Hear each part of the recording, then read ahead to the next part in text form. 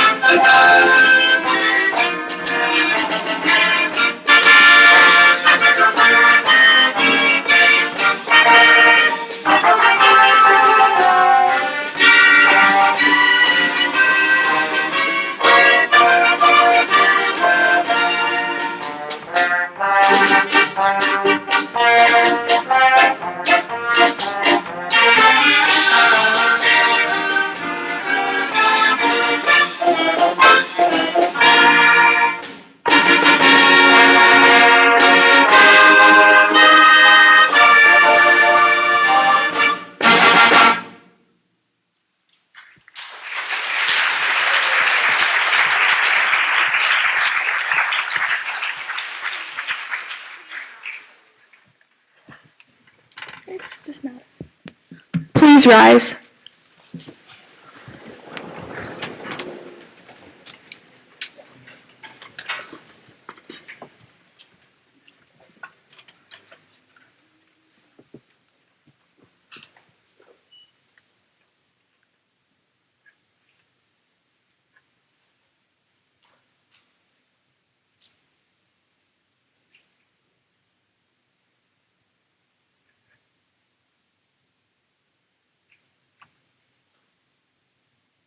Prepare to pull colors. Hold.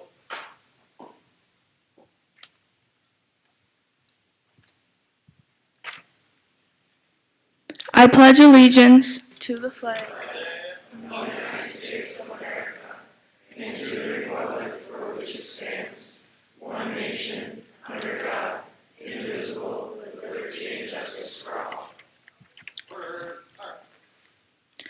Please stay standing as the Merrill High School Vocal Jays, under the direction of Mr. Perry Scott, perform the Star-Spangled Banner. Present. Mark.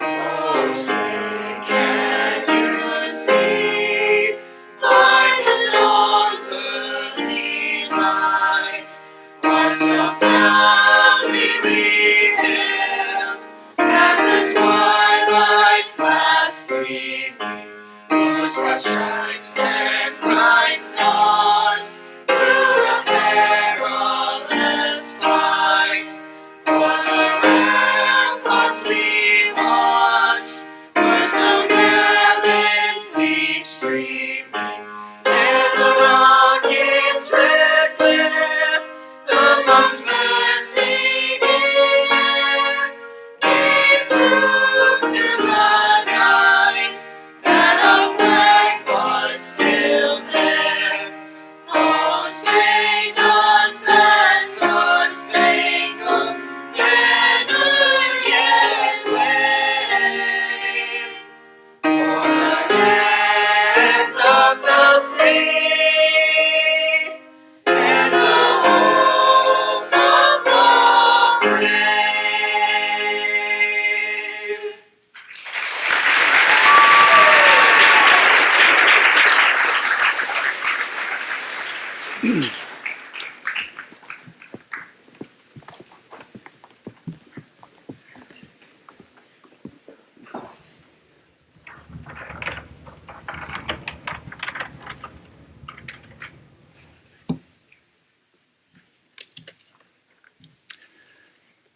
Good afternoon, everybody. I'll ask that you please stay standing with me for just a few moments. My name is Brad Potter. I'm one of the administrators here at Merrill High School, and it's my sincere pleasure to welcome you to today's Veterans Day ceremony. I want to welcome veterans, families, board members, community members, and our high school staff and students to our ceremony today. Merrill High School has a long, proud history of honoring veterans from all wars. It is my hope that we can continue to honor our veterans today through our own efforts, which, of course, will never match the efforts our veterans made to ensure the freedoms that we all enjoy today. Before we start, I'd like to thank a few individuals, our local veteran organizations for being here, our concert band, our wind ensemble, and the Vocal Jays. Big thank you to IT members, our custodial staff, and some very dedicated National Honor Society students who are helping behind the scenes, and some of them in front of the scenes this morning. I'd also like to recognize and honor all veterans that are present today, as well as those Merrill High School students who have committed and enlisted for the armed services after graduation. I believe Evan Fredericks and Bella Schorner are two of those students. Congratulations, and we are proud of your decision. At this time, I would ask that you join me in a full moment of silence in commemorating all veterans who have served or are serving today.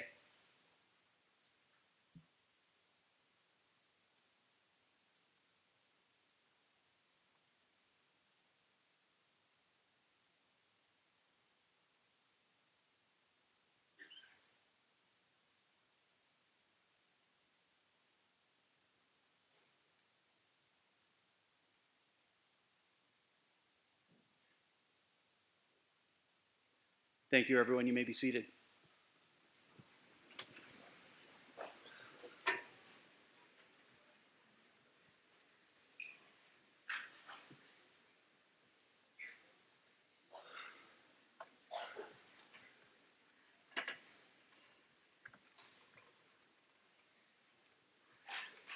Each year, students around our area participate in something called the Voice of Democracy essay competition. The competition centers around patriotic themes, and there's a different theme chosen each year. This year's theme is America Today, Our Forefathers' Vision. The winner of the competition in our area will be able to move on and have a chance to win some nice scholarship money. I'm proud, right down to my social studies teacher roots, to inform you that we had a Merrill High School freshman be the winner this year, and it's Kylie Lutsky. If Kylie's here, would you please stand and be recognized?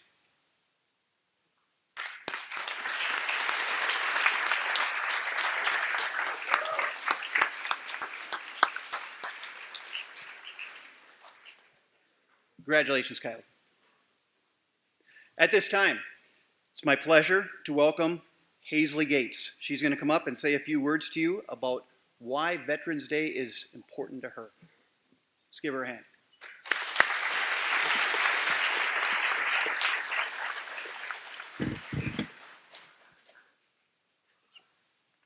Good morning, Merrill High School. My name is Hazley Gates, and I am a junior. I'd like to start by thanking every single veteran that came here today to speak to us and just to be present for your service, safety, and sacrifices. Because thanks to all of you, we are here another day in our country without worry and with all of our freedoms. For many of you students here, this is your first MHS Veterans Day Assembly, and for many of you, your last. Whether you're preparing to leave Merrill High School and go out into the world or just preparing to go to your next class, I ask that we all take a moment to think about how our country came to be such an amazing place and what a privilege it is to be able to be sitting here now. Many men and women have served our country with great courage and dedication to keeping America free, safe, and just. These people, whether on the front lines or in huge aircraft carriers in the middle of my ocean, like my dad, sacrificed so much to keep us safe and worry-free and able to keep living in this beautiful country that we call home. My dad was in the Navy. He was on a massive aircraft carrier in the ocean, which are huge ships weighing up to 100,000 tons. These ships held aircraft that would drop bombs because they couldn't fly all the way from the U.S. to the targeted country without running out of fuel. My dad was in charge of supplying the entire aircraft carrier with power by a nuclear reactor. He ran, fixed, and maintained the ship's ability to run, and the aircraft's ability to take off the ship. My dad was in the Navy for 9 years. He was away from his family for the vast majority of the time and was put into dangerous situations to keep our country safe. Being a nuclear engineer on the ship, he was often put into the basement, as the sailors called it, which was a part of the carrier below the sea level, where the threat of torpedoes hung over the sailors' heads each minute that they worked. Again, Veterans Day is so important because we wouldn't be here without such brave individuals who fought for our freedoms and safety like my dad. Their courage and dedication inspires us all. Every time my dad sees a veteran on the street, no matter what he's doing, he never fails to stop and thank the veteran for their service. We should all do this by taking a moment in our lives to thank every single veteran we see for their bravery, courage, and sacrifice, and listen to their stories and show them our utmost respect and gratitude at all times.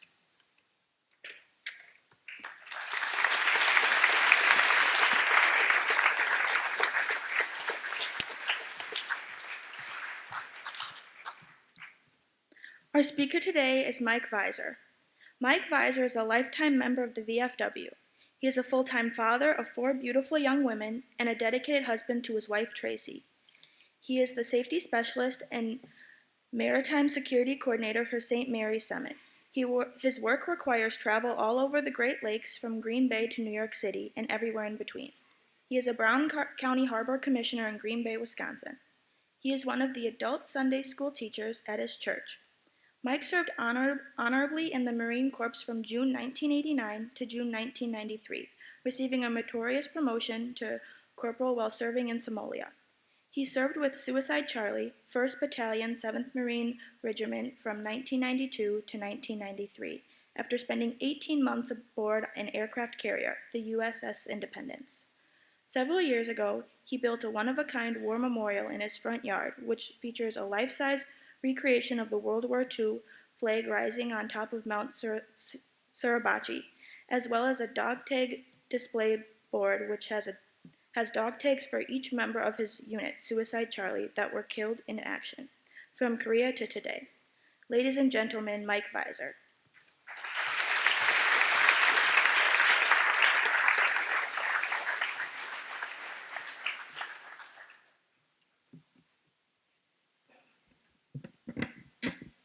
Well, good morning. Oh, come on. Good morning. There we go. Many people confuse Memorial Day and Veterans Day. Memorial Day is a day for remembering and honoring personnel who died in the service of their country, particularly those who died in battle or as a result of wounds sustained in battle. While those who died are also remembered, Veterans Day is the day set aside to thank and honor all those who served honorably in the military, in wartime and in peacetime. In fact, Veterans Day is largely intended to thank living veterans for their service, to acknowledge that their contributions to our national security are appreciated, and to underscore the fact that all those who served, not only those who died, have sacrificed and done their duty. The key word I would like to focus on this morning is sacrifice. It's easy to consider and remember those who made the ultimate sacrifice while serving, but all veterans, living and dead, have made numerous sacrifices that help keep this constitutional republic alive for all these years. I can only speculate on why other veterans ever joined the armed services to begin with. For some, it was a sense of duty, a yearning to serve their country, and others, it was a family tradition. Others might join for financial, medical, educational, or travel reasons. More yet might say that developing friendships and learning leadership traits was their reason to go. It could also be a combination of any of those and more. But the bottom line is that they signed their name on a contract and they took an oath of enlistment. And that oath of enlistment is this: I, state your name, do solemnly swear or affirm that I will support and defend the Constitution of the United States against all enemies, foreign and domestic, that I will bear true faith and allegiance to the same, and that I will obey the orders of the President of the United States and the orders of the officers appointed over me, according to the regulations and the Uniform Code of Military Justice, so help me God. And that's something every veteran has said. So today is a day to thank and honor all of us who have taken that oath. A veteran's first type of sacrifice is their time. 4 or 6 years, that's generally the first step.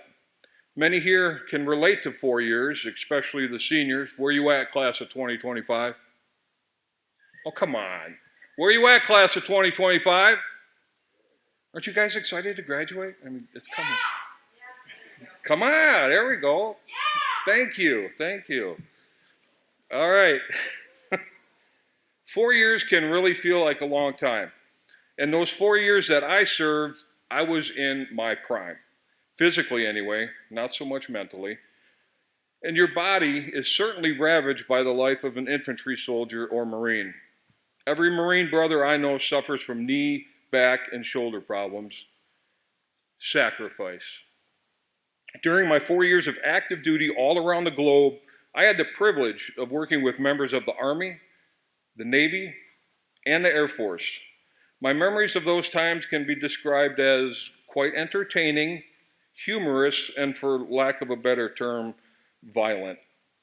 Although some of those stories are best suited for private rather than public conversations.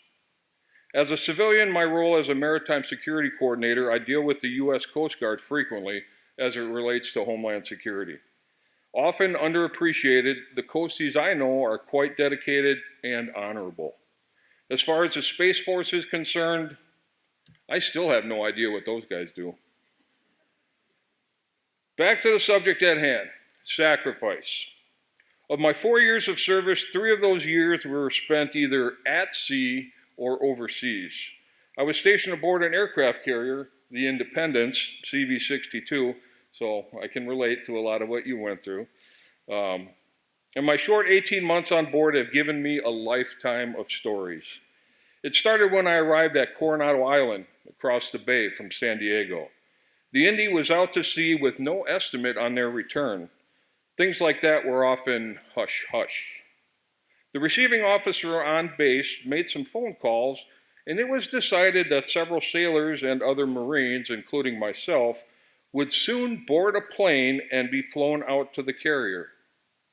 I must admit, landing inside of a plane on the pitching and rolling deck of a U.S. aircraft carrier is one of the most awesome experiences that I have ever participated in. Man, that was cool. Although taking off from a carrier, I think, would be even better. Movies like Top Gun, they really don't do it justice. I used to spend hours and hours watching flight ops. We sailed all over the Pacific. We made numerous port visits to Hawaii, the Philippines, Hong Kong, Singapore, and many more.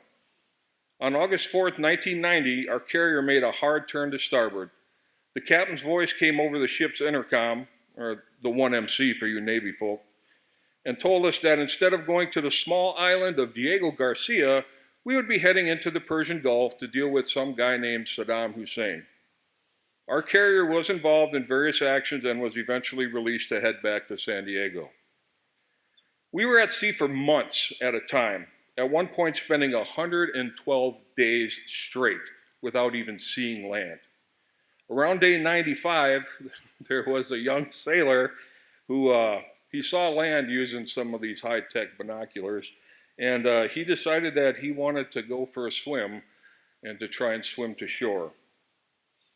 We were in the shark-infested waters of the Indian Ocean at the time, so he decided to jump overboard. Man overboard! They always send a couple of Marines in the rescue helicopter with orders to shoot if there are sharks attacking the person overboard. The orders were clear. Our rounds were meant for the sailor, not for the shark. There were no sharks, and we fished them out, and he spent the rest of the cruise inside the ship's brig. Life on board wasn't all bad. The food was great, and us Marines, we basically ruled the ship. It's true, right? Out of 5,000 people, there were only 5 that we were not allowed to physically put our hands on and throw down to the ground if we needed to. And we did do that from time to time. Some Marines enjoyed it more than others, but yeah, most of the crew really didn't like us for that, and I don't blame them, but it was a good time. When I was in, we were lucky to receive mail every 2 weeks or so. There were no cell phones to call home, no computers to FaceTime. We sent letters written in cursive. All the kids are like, what's that? We sent cassette tapes back and forth with our voice recordings. I still have a whole bunch.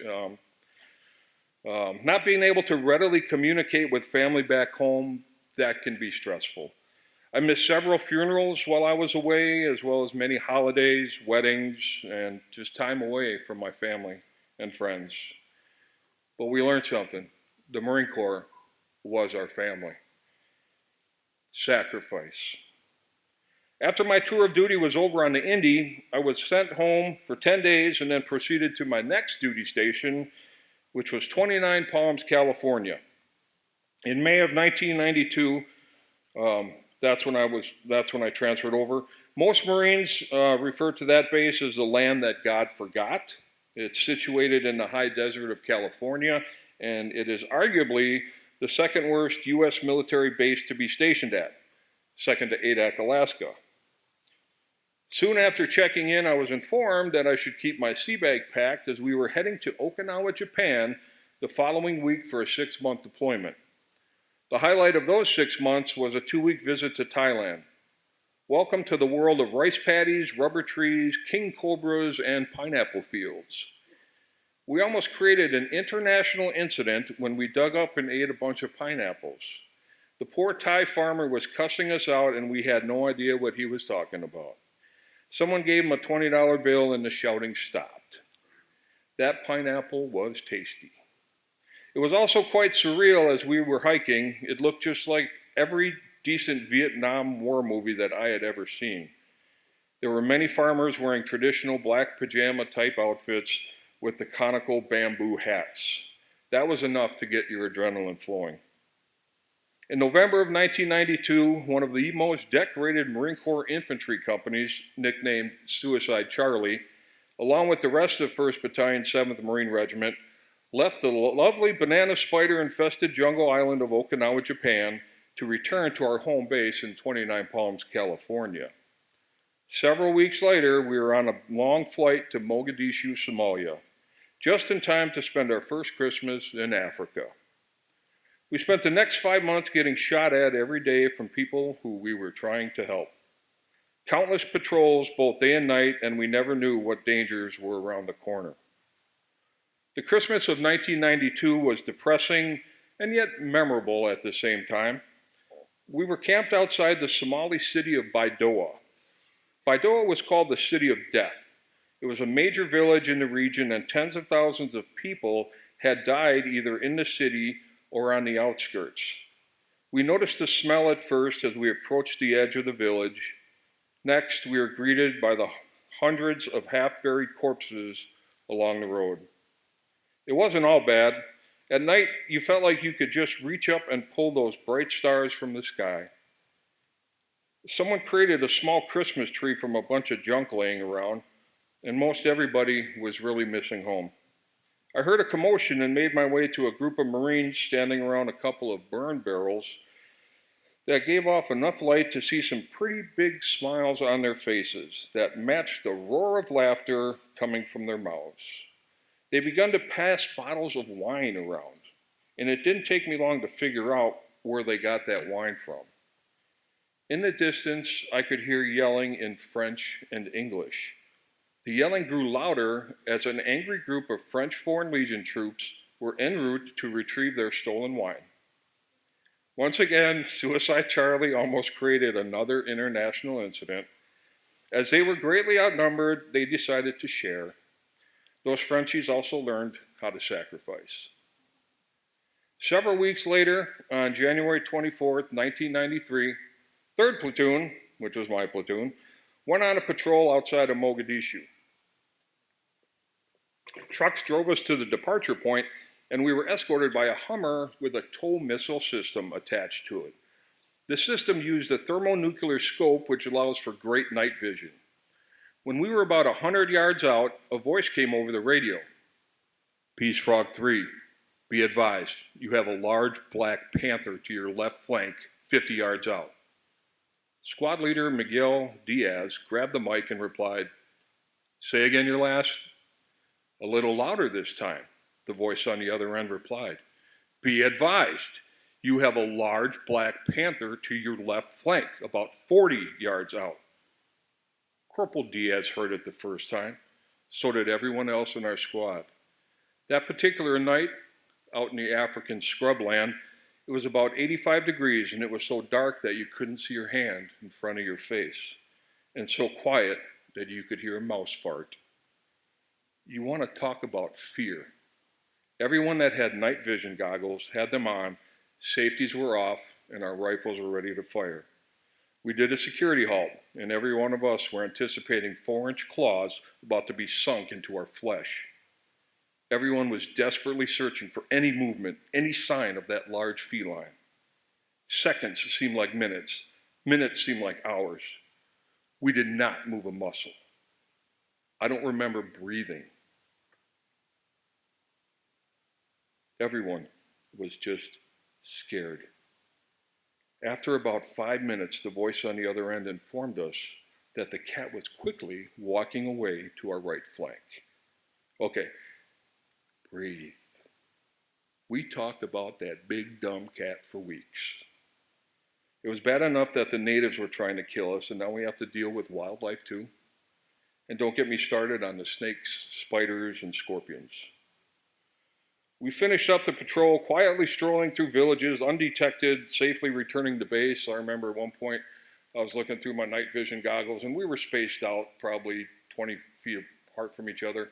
And we actually had natives that were walking in between our patrol lines. They had no clue we were there. That's how dark it was. That very next night, 2nd Platoon sent a squad out for patrol. They departed from the same spot, and they took a similar route. But their night took a tragic turn when they were ambushed. Lance Corporal Anthony Botello was the point man and immediately went down with several bullet wounds. The men of 2nd Platoon fought gallantly to recover Tony and get him back to base. I was outside of the battalion aid station when the lead Hummer came back. I saw one of our corpsmen, Doc LaRue, frantically doing chest compressions. Tony didn't make it. Our entire company took his death hard. They wouldn't let us out on patrol for 2 weeks. They knew we wanted revenge, and those 2 weeks weren't enough to ease our very itchy trigger fingers. Losing a brother in battle hurts, and it hurts for a long time. Sacrifices. We returned to the U.S. at the end of May 1993. A month later, my 4 years were up.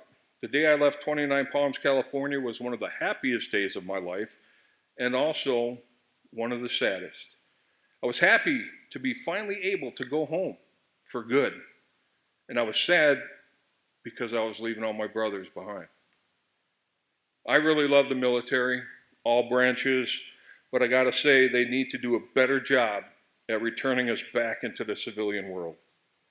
I had some PTSD issues when I got out, which is not unusual for someone who has seen and done the things that I've done. And I know that I'm not alone.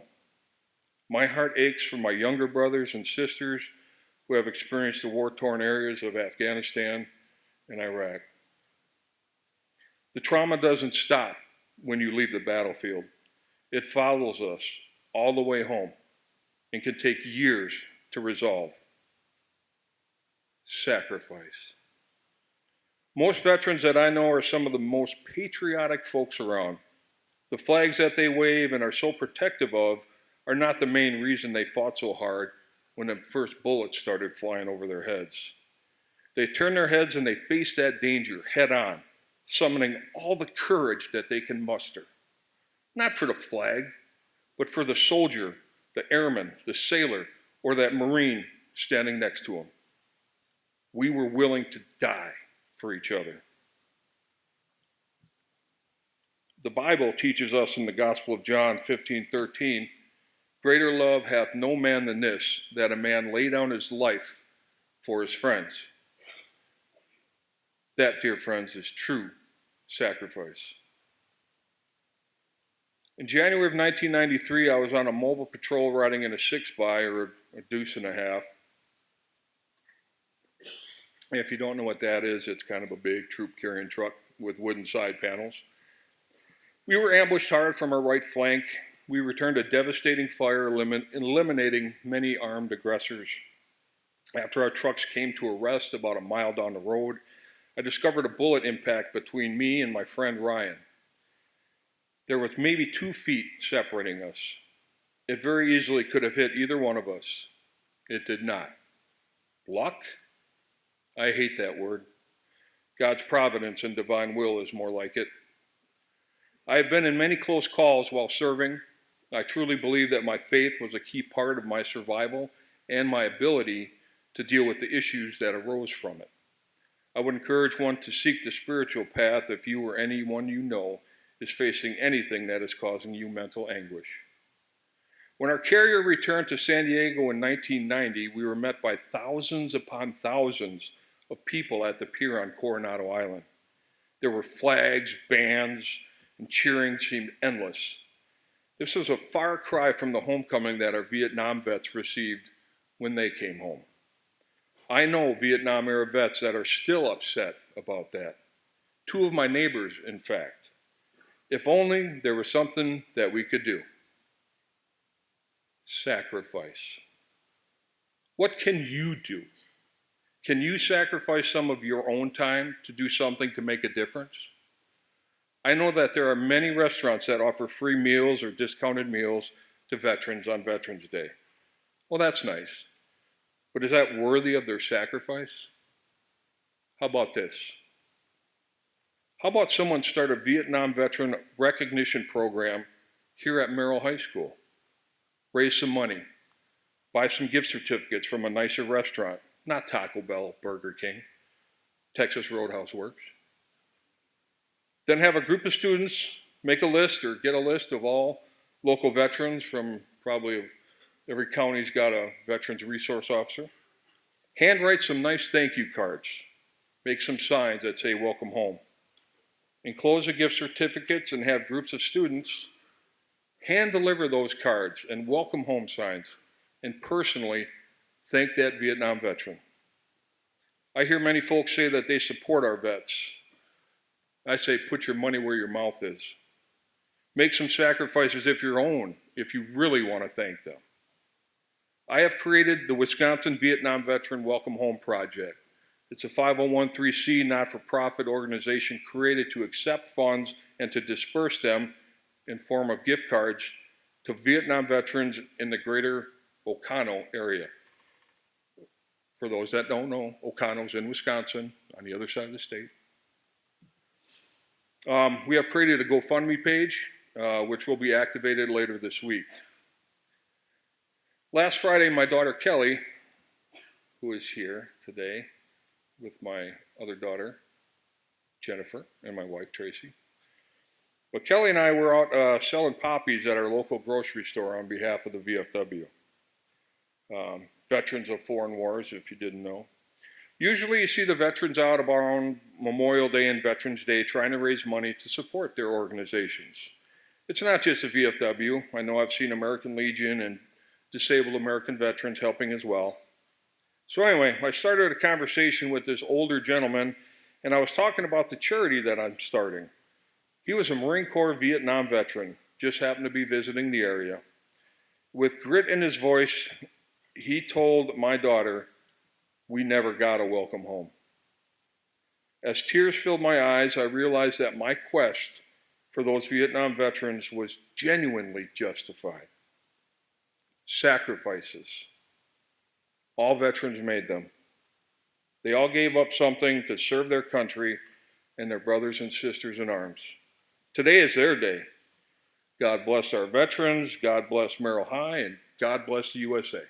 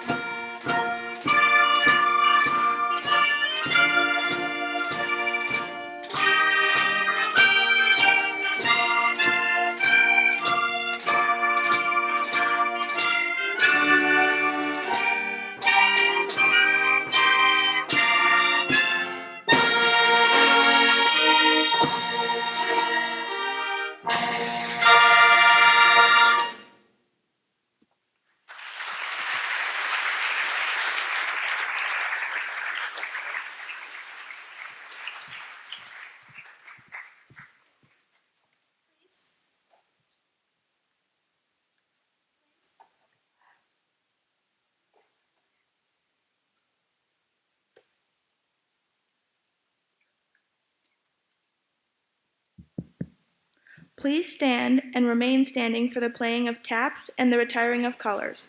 After the bell rings 11 times, please exit respectfully and in silence.